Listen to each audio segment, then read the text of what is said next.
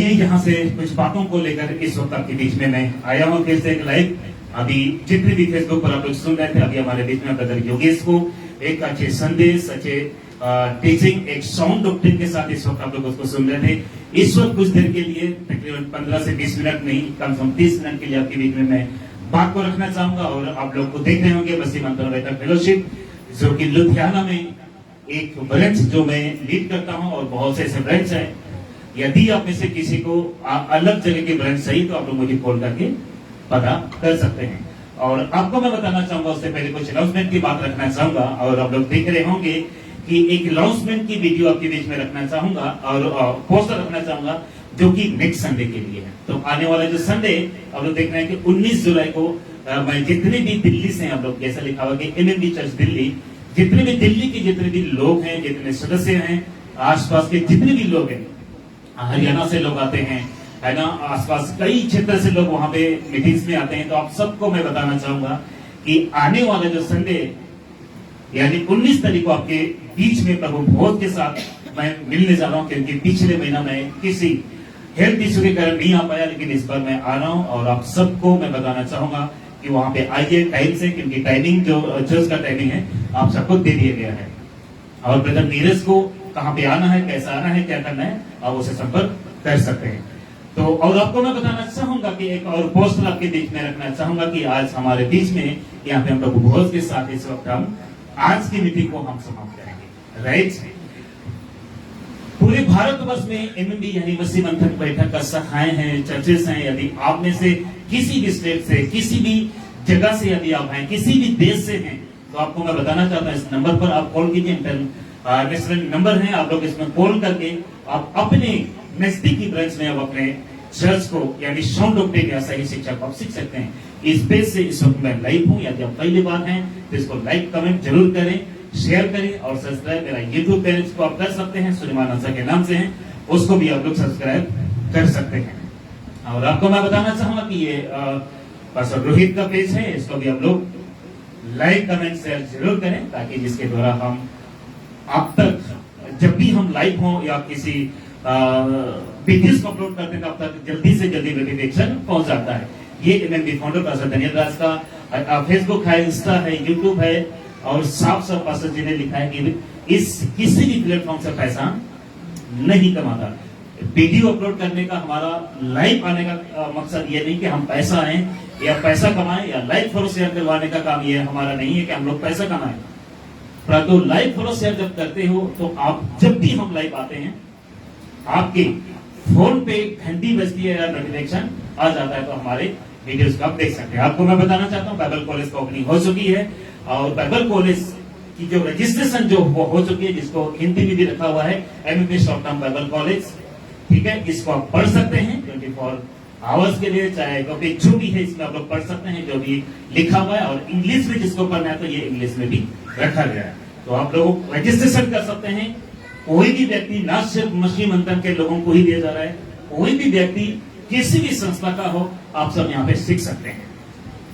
और ये है एडमिशन नंबर, जो मसीह मंथन बैठक का जो बाइबल कॉलेज जो फार्म हाउस में कुछ यहाँ पे कुछ नजर दिख रहा है, कुछ इस तरह है, और बन चुका है, रेडी हो चुका है। अभी नेक्स्ट महीना से वो बाइबल स्टडी या बाइबल कॉलेज शुरू हो जाएगा। इस नंबर पर कॉल कीजिए और अपना एडमिशन या अपना सीट आप बुक कर सकते हैं। तो आइए यहाँ से आज के विषय से कुछ बातें आपको मैं बताना चाहूंगा। क्या आप रेडी हैं सभी लोग? ओके,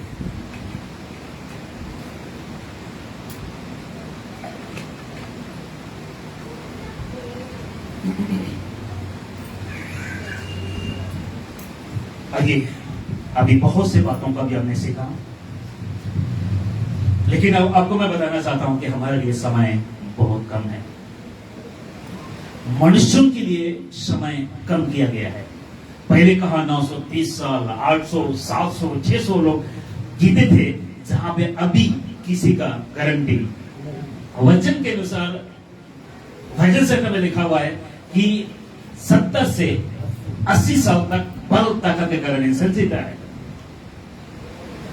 लेकिन आज के समय में किसी को कुछ नहीं पता कब इंसान इस दुनिया से रुखसत हो जाए। राइट, ब्रदर आप पीछे ले सकते हैं, वो है ना, उसमें ले लीजिए, कोई दिक्कत नहीं, ठीक है। काफी देर से खड़े, मैं समझता हूँ कि जगह नहीं है। तो चलिए, तो कुछ बातें आपके बीच में रखना चाहता हूँ, और आज का मेरा टॉपिक ये रहेगा, और ज्यादा समय नहीं बोलूंगा, बहुत कम स्लाइड है। आप सब दिखते होंगे कि टारगेट क्यों, टारगेट क्यों। अच्छा, टारगेट को हिंदी में क्या बोलेंगे? लक्ष्य क्यों? ओके, तो मुझे ये टारगेट वाला शब्द अच्छा लगा, तो मैंने रखा टारगेट क्यों शैतान का किस पर? कोई आप में से पढ़ेंगे एक बार? टारगेट क्यों शैतान का मानव बुद्धि पर। सभी लोग एक साथ पढ़ सकते हैं? राइट। टारगेट क्यों शैतान का मानव बुद्धि पर? बुद्धि कहां है? कहां पे बुद्धि? यहां पे होता है। और आपको मैं बताना चाहूंगा कि शैतान का जो टारगेट आज बुद्धि पर ही, कुछ बातें आपके बीच में रखना चाहता हूं, उसके बाद बहुत सारी बातें करनी है, और मैं कम समय में इसको समाप्त करूं। आप लोग देख रहे हैं कि ये ब्रेन है, या जहां पे जिसको हम कहेंगे पूरा बॉडी को कमांड मिलता है, जिसको कहते हैं ये एक कंप्यूटर है, राइट। एक कंप्यूटर क्या कहते हैं? हार्ड डिस्क, गलत नहीं है तो हार्ड डिस्क, राइट। एक वो है जहां पे व्यक्ति को कमांड मिलती है, और व्यक्ति जैसे यहां से कमांड देता है, अपना हाथ, पैर, आंख जो भी हिलाना होता है वो करता है। सही है? लिखा है यहां पे सारे शरीर का नियंत्रण बुद्धि से होता है। सही कह रहा हूं, गलत कह रहा हूं? लेकिन आपको मैं बताना चाहता हूं, अगर पूरा बॉडी का नियंत्रण अगर बुद्धि से होता है, तो आपको मैं बताना चाहूंगा कि अगर शैतान का टारगेट ही उस आपकी बुद्धि पर है, तो फिर हम कैसे बचेंगे? हम कैसे बच सकते हैं? हम कैसे बच सकते हैं? अभी ब्रदर ने कहा कि अगर जो व्यक्ति आज अपना जीवन को एक ज्ञानवान के तरीके से अगर जीवन जी रहा है, तो उस समय के फरीसी लोग आज धर्मी कहलाए जाते हैं, राइट। क्या कहलाए जाते हैं? धर्मी कहलाए जाते हैं। लेकिन फरीसी को क्या कहा? आप लोग देखते हैं, हे अंधे शास्त्री फरीसी, बहुत से ऐसे बातों को कहा है प्रभु यीशु मसीह ने। अगर वो लोग, अभी ब्रदर ने कहा कि वचन को इतने रीड करते थे, ऐसा याद करते थे, कोई भी क्वेश्चन करता था ऐसे बताते हो। निकोदेमुस को जानते हो? प्रभु यीशु मसीह के पास आकर क्या कहता है? क्या कहता है? कोई कह सकते हैं? यूहन्ना रचित सुसमाचार 3 अध्याय को खोलिए, 3 का 2 को जल्दी से। हाँ, कोई अब से यहाँ पे नहीं लिखा हूं, लेकिन आ गया तो इसलिए आपको पढ़ा देता हूं। यूहन्ना रचित सुसमाचार 3 अध्याय जी, क्या लिखा है? कोई भी आप लोग जोर से पढ़ सकते हैं।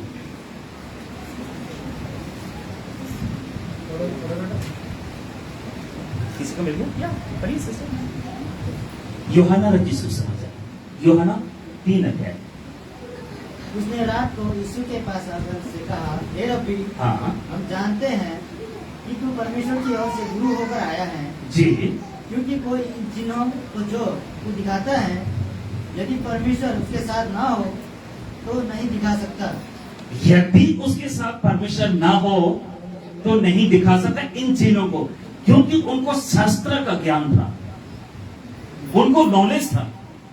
कोई भी व्यक्ति बिना परमेश्वर से कुछ कर नहीं सकता था, उनको पता है। लेकिन जो चिन्हों को वो करता था उस समय में अद्भुत था, राइट। इसलिए बहुत से ज्ञान थे शास्त्रीय फरीसियों के अंदर, लेकिन ज्ञान घमंड उत्पन्न करता है। क्या उत्पन्न करता है? और घमंड के कारण फरीसी कभी भी धार्मिकता नहीं दिखाया। उनको अगर कहीं शादी में जाना हो, किसी भी मुख्य स्थल पे जाना हो, उनको आगे बैठना है, उनको आदर चाहिए, उनको सत्कार चाहिए। अगर फास्टिंग करना हो तो चौकों में जाते हैं, राग बिछाते हैं, खुद को दिखाते हैं, सफेद कपड़ा पहनाते हैं, उनकी पोशाक अलग होती है। आजकल चर्चों में भी है ना, कई चर्चों के अंदर, संस्था के अंदर बड़े बड़े कपड़े, ऊपर से क्रॉस आपको मिलेगा, पादरी जैसा लगने वाला। लेकिन ब्रदर योगेश को मुझे देख के, यहाँ पास्टर को देख के आपको लगता है हम पास्टर हैं? नहीं सर, हम पास्टर का टाइटल नहीं, हम पास्टर का काम करते हैं। टाइटल से हमें कोई लेना देना नहीं, राइट?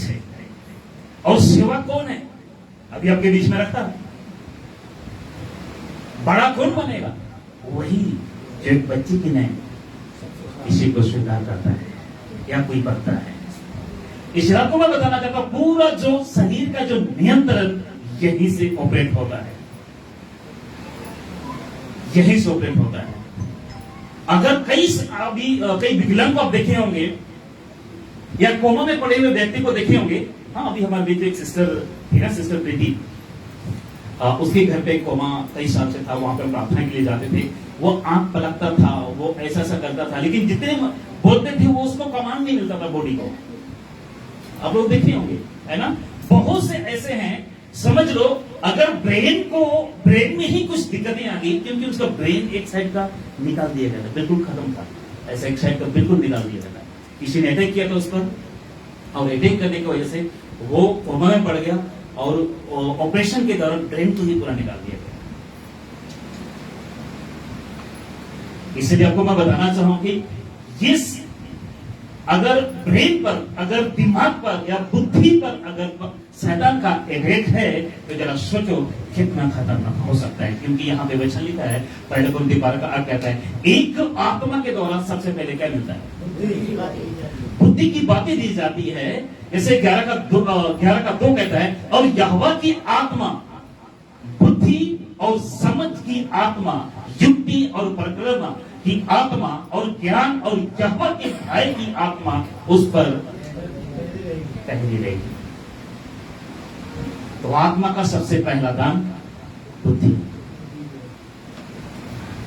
ओके, बहुत से बात कर लिया, लेकिन अभी सही तरीके से अभी एक दिन मैं इसको रिकॉर्ड करके फिर मैं इसको अपलोड कर लूं, क्योंकि समय हमारे पास नहीं है। बहुत लोग दूर से आप लोग आए हुए हैं, और मैं समझता हूं आप लोग को जल्दी यहां से फ्री करना है।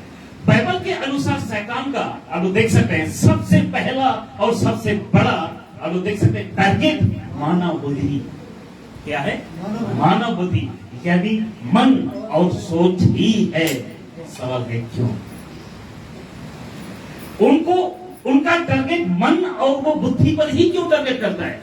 बोल दीजिए। क्योंकि बुद्धि से सारा शरीर को चलाया जाता है, और पूरा जो नियंत्रण एक बुद्धि पर ही होता है, एक दिमाग पर ही होता है। और शैतान को पता है कि अगर मैं बुद्धि पर अटैक करूंगा तो व्यक्ति बिगड़ने में टाइम नहीं लगेगा। आज जो लोग खुद को मसीह कहते हैं ना, जिसको मैं कहते हैं उनकी बुद्धि भ्रष्ट हो चुकी है। जो खुद को मसीह कहते हैं और मसीही की जैसे जीवन जीते हैं, तो समझ लो उनका बुद्धि क्या हो चुकी है जी। यहां पे देखिए, क्योंकि युद्ध दिमाग से शुरू होता है। युद्ध कहां से शुरू होता है? घमंड कहां से आती है? लालच कहां से आती है? आऊंगा, वो भी आऊंगा, ठीक है। क्योंकि युद्ध दिमाग से शुरू होता है। ओके, डबल कैसा हो? ओके, दूसरा कुरिन्थी 10 उसका 4 और 5 कहता है, क्योंकि हमारी लड़ाई के हथियार शारीरिक नहीं, पर गढ़ों को ढा देने के लिए परमेश्वर के द्वारा सामर्थ्य है। सो हम कल्पनाओं को और हर एक ऊंची बात को जो परमेश्वर की पहचान के विरोध में उठती है खंडन करते हैं, और हर एक भावनाओं को कैद करके मसीह की आज्ञाकारी बना देते हैं। लेकिन अगर आपकी बुद्धि ही बिगड़ गई तो क्या मसीह की आज्ञाकारी किसी को बना सकते हैं? अगर आपकी बुद्धि ही अगर बिगड़ गई तो क्या आत्मा के प्रति बिना जैसा जलन उठ सकता है?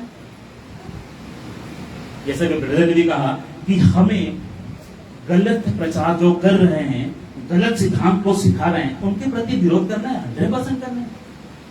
प्रभु यीशु मसीह ने विरोध किया, 100% विरोध किया। लेकिन जहां पे चुप रहना है वहां पे चुप रहना है, जहां पे विरोध करना है वहां पे विरोध करना है। क्यों? जो व्यक्ति अगर मसीह की देह को बिगाड़ रहा है, उनके प्रति हम बोले भी ना। जो व्यक्ति मसीह के कलीसिया को, जिसको हम कहते हैं नोच नोच के कहा रहे हैं, कि उसके प्रति बोले भी ना। बोलेंगे नहीं तो कौन राइट। क्यों? क्योंकि आज बुद्धि को बिगाड़ने के लिए, जिसको कहते हैं ठेका, शैतान ने लिया हुआ है। सही कह रहा हूं, शैतान ने वो ठेका लिया हुआ है बुद्धि को बिगाड़ने के लिए। क्यों? क्योंकि हम लोगों को मसीह बनाते हैं, मसीह के आज्ञाकारी बनाते हैं, तभी तो आज धर्म परिवर्तन का आरोप जबरदस्ती लगाया जा रहा है। क्यों सर? हम उनका धर्म नहीं बदल रहे, हमने मसीह के आज्ञाकारी लोगों को बना रहे हैं। कितने लोग समझ रहे हैं मेरी बात? आगे आगे देखते हैं। शैतान जानता है, शैतान जानता है, कुछ पॉइंट आपके बीच में रखना चाहता हूं। शैतान जानता है कि बुद्धि से ही सोचा जा सकता है। शैतान जानता है कि बुद्धि से ही इसको कहते हैं विश्वास किया जा सकता है, काम किया जा सकता है, आदतें उसी से होती है, चरित्र भी उसी से आती है। क्योंकि यही आपको कमांड देता है ना, यही आपको कमांड देता है, आपको आपका माइंड आपको कमांड देता है कि मुझे क्या करना है, क्या सोचना है, किस पर विश्वास करना है, क्या काम करना है, मेरी आदतें कैसे, उसकी आदतें कैसे, मेरी चरित्र कैसे, उसकी चरित्र कैसा है। चरित्र को बनाए रखने के लिए, आदत को बनाए रखने के लिए, काम करने के लिए, विश्वास करने के लिए, सोचने के लिए आपको बुद्धि की जरूरत है। हालेलुया। क्योंकि कुर्सी को बनाने के लिए बुद्धि की जरूरत है, लेकिन कील कहां ठोकना है वो ज्ञान की जरूरत है। ज्ञान आपको बता कि कील कहां ठोकना है। उसी तरह पूरा शरीर को आपका जो नियंत्रण जो सेंटर है वो यहीं से है। आगे लिखा हुआ है, 6वां है जीवन। अगर वो आपकी सोच बिगाड़ दे तो पूरी जीवन बोल देना था, बिगड़ जाएगा। हाँ, पूरा जीवन बिगड़ जाएगा। बहुत से सेवकों को ऐसे जानता हूं जिनकी बुद्धि बिगड़ गई है और खुद पूरा बिगड़ गया है। जो बड़ी बड़ी बातें करते थे, बड़ी बड़ी दवाएं करते थे, बहुत से जो विश्वासी, जो प्रभु पर विश्वास करते हैं, खुद को दवा करते हैं कि मैं प्रभु पर विश्वास करता हूं, पास्टर जी ऐसे करेंगे, वैसे करेंगे, मैं ये करूंगा, वो करूंगा। बहुत से लोग छोड़ के चले गए। क्यों? क्योंकि उनकी बुद्धि किसने बिगाड़ा? शैतान जानता था कि ये सब कुछ यहीं से उत्पन्न होगा। शैतान जानता है कि अच्छा सोचेंगे तो अच्छा बनेंगे, प्रभु पर विश्वास करेंगे तो धर्मी बनेंगे, अगर प्रभु का काम करेंगे तो फिर मेरा काम कौन करेगा? है। अगर उनका आदतें ही सही रहेगी तो लोग उसके विरोध कैसे करेंगे? उनकी चरित्र ही सही रहेगा तो मैं कैसे काम करूंगा? अगर जीवन ही उनका बदल गया तो फिर मेरा क्या है? मैं कहां जाऊंगा? मेरा काम कहां है? किसको इस्तेमाल करूंगा? क्योंकि आपको मैं बताना चाहता हूं, परमेश्वर को भी यही चाहिए। परमेश्वर के काम करने के लिए शैतान को भी यही चाहिए, शैतान का काम करने के लिए। है ना? राइट? सही कह रहा हूं? ओके। अब यहां पे कुछ 6 और देखिएगा। इस दिमाग से, इस बुद्धि से क्या क्या इस व्यक्ति सोच सकता है, या एक व्यक्ति कितना हद तक जा सकता है, कितना बिगड़ सकता है, वो हम देखेंगे। और शैतान क्या कर सकता है? सबसे पहले शैतान एक व्यक्ति के अंदर में क्या पैदा कर सकता है? है जी? क्रोध। और वो भी मसीह होकर। ये मसीह की बात कर रहा हूं, बाहर वालों की बात नहीं कर रहा हूं। अभी ब्रदर ने काफी है ना बातों को रखा। अगर एक आप मसीह हो, आप पास्टर हो, आप प्रचारक हो, अगर आपके अंदर क्रोध है तो बोल दीजिएगा। पिछले संडे को मैं प्रचार किया था, किसका संतान है? किसका संतान है? शैतान का। आप दूसरा जलन, आत्मिक जलन आनी चाहिए, आत्मिक गुस्सा नहीं चाहिए। लेकिन जो संसारिक तरीके से जो गुस्सा, क्रोध और जलन आ रहा है, वो कहां से आ रहा है? अगर आपको ये गुस्सा और जलन आ रहा है संसारिक तरीके से, संसारिक तरीके से, कई लोग कहते हैं पास्टर जी मुझे गुस्सा बहुत आ रहा है, पता नहीं आज क्या हो गया। ब्रदर सिस्टर, आपने प्रभु के साथ संगति करना छोड़ दिया, प्रभु के साथ अपना जीवन को व्यतीत करना छोड़ दिया, बाइबल पढ़ना छोड़ दिया, प्रार्थना करना छोड़ दिया, संगति में बैठना छोड़ दिया, भाइयों के साथ, बहनों के साथ वचन के द्वारा डिस्कस करना छोड़ दिया। कितने लोग समझ रहे? जब से ये टेक्नोलॉजी आया हुआ है ना मोबाइल, तब से तो लोगों को गुस्सा बहुत जल्दी आता है। कारण क्या है? मतलब आपके मोबाइल में ऐसा कुछ तो है जो आपकी बुद्धि को बिगड़ रहा है। मोबाइल के अंदर कुछ तो ऐसा है जो आपको क्रोध दिला रहा है, जलन दिला रहा है। एक और देखना चाहेंगे, लालच। अरे उसके पास आईफोन है तो मेरे पास क्यों नहीं होगा, उसके पास 4 व्हीलर है तो मेरे पास क्यों नहीं होगा। राइट?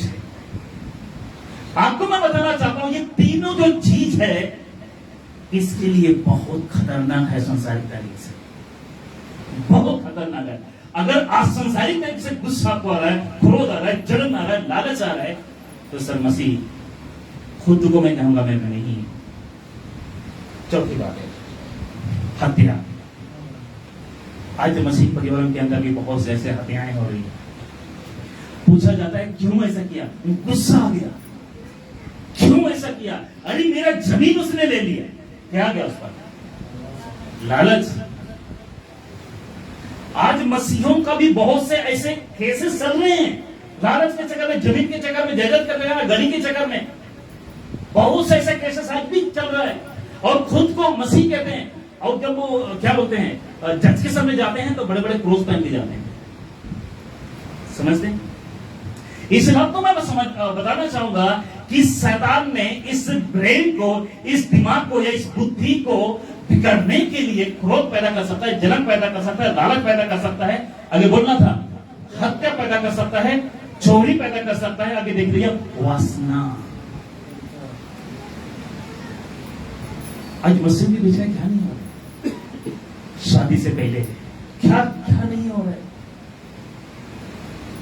चोरियां, ये सब कुछ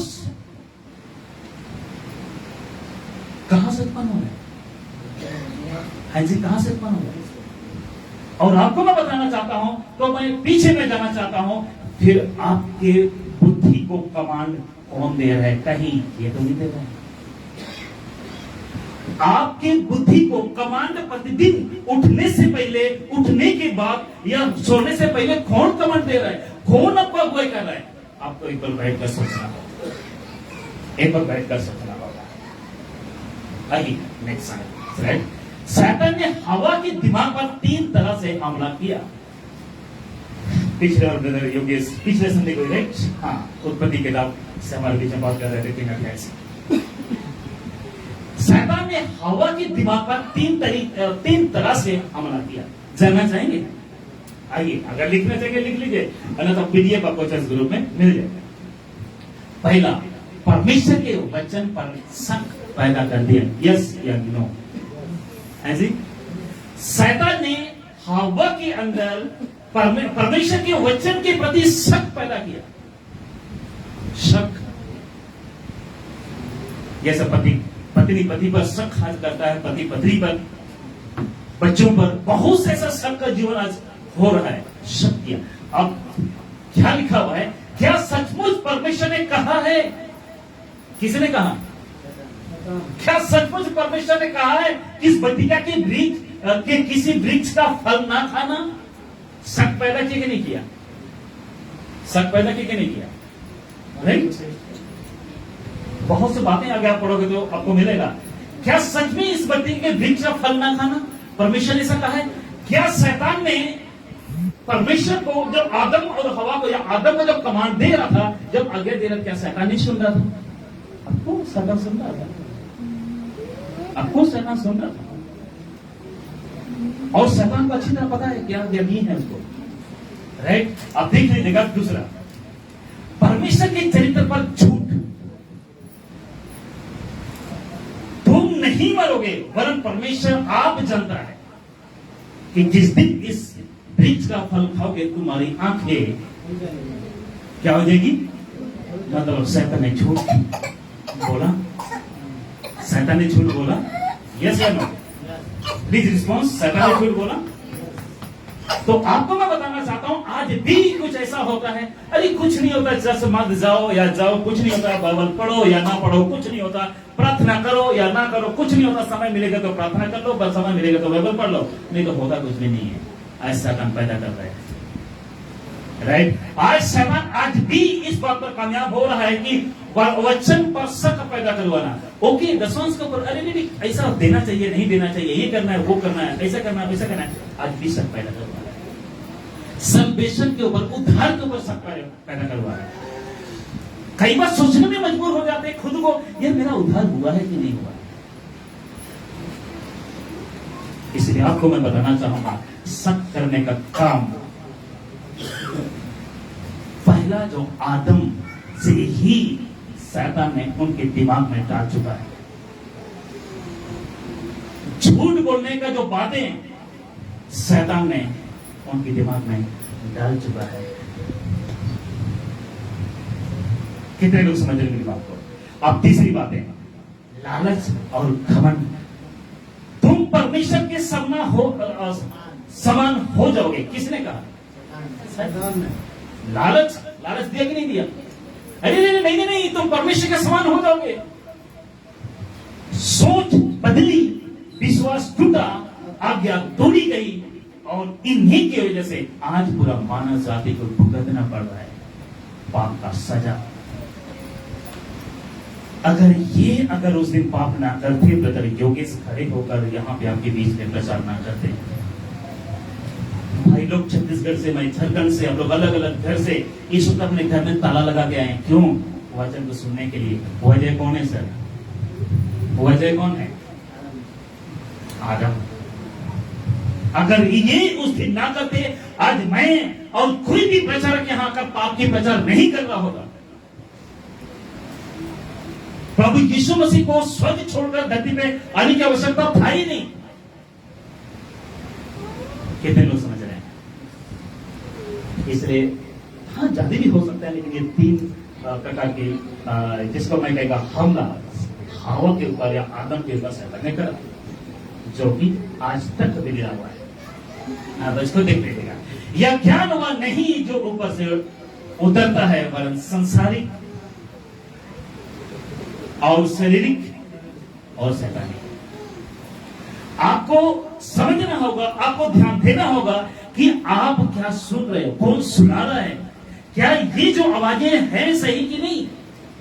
आपको सुनना और समझना बहुत होता है। शैतान बुद्धि पर इन 4 तरीकों से हमला करता है। कितने तरीके से? बुद्धि पर। पहला तरीका है झूठ और धोखा। झूठ और धोखा आज बहुत चल रहा है। यूहन्ना सुसमाचार 8:44 ऐसा क्या?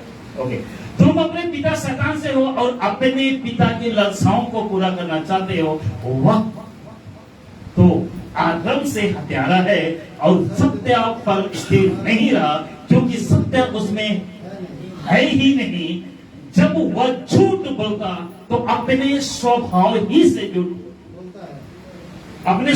से बोलता है, क्योंकि वह झूठा है, वरन झूठा। तो आज हम भाई से झूठ बोल रहे हैं, भाई बहन से झूठ बोल रहे हैं, बच्चे माँ बाप से झूठ बोल रहे हैं, माँ बाप बच्चों से झूठ बोल रहे हैं। तो खुद को समझ लीजिए सर, आपका पिता, अगर मैं झूठ बोल रहा हूं तो मेरा पिता कौन है? और आपको कमांड कौन दे रहा है? आपको चला कौन रहा है? आपके दिमाग पर कौन बैठा है? आपकी बुद्धि को नियंत्रण कौन कर रहा है? आपको ये समझना होगा। कितने लोग समझ रहे हैं? बस लास्ट पॉइंट, 1-2 पॉइंट और रखूंगा, फिर समाप्त होगा। दूसरा, डर, चिंता और निराशा। पढ़ दिए कीजिए, डर, चिंता और निराशा। ये शैतान पैदा करवाता है सर। क्यों पैदा करवाता है ये देखेंगे। पहला पत्रस 5:8 कहता है, सचेत हो और जगते रहो, क्योंकि तुम्हारा विरोधी शैतान गरजने वाले सिंह की नाई इस खोज में रहता है कि किसको फाड़ खाओ। उसका मतलब शैतान खोजता है। शैतान क्या करता है? खोजता है। अगर वो खोज रहा है, आज नहीं तो कल, आज नहीं तो कल, कल नहीं तो परसों, वो खोज रहा है कि आज नहीं तो कल सुलेमान को पकड़ूंगा ही किसी ना किसी तरीके से। और शैतान को अच्छी तरह पता है, क्योंकि सुलेमान के बारे में शैतान अच्छी खासी स्टडी किया हुआ है, उसकी कमजोरी क्या है। और शैतान कमजोरी पर अटैक करेगा। कितने लोग समझ रहे हैं? कई बार आपने सोचा होगा, यस मैं 1 घंटा प्रार्थना में बैठूंगा, 10 मिनट प्रार्थना में बैठूंगा, वचन की स्टडी करूंगा, ये करूंगा, वो करूंगा। आपके टेबल पे मोबाइल आता है, किसी का मैसेज टिंग के आता है, फिर मोबाइल पे देखिए। होता है ऐसा? कई बार होता है कि आज मैं किसी भाई के घर जाऊंगा, किसी बहन के घर जाऊंगा, वचन से बात करूंगा, ऐसा करूंगा, वैसा करूंगा।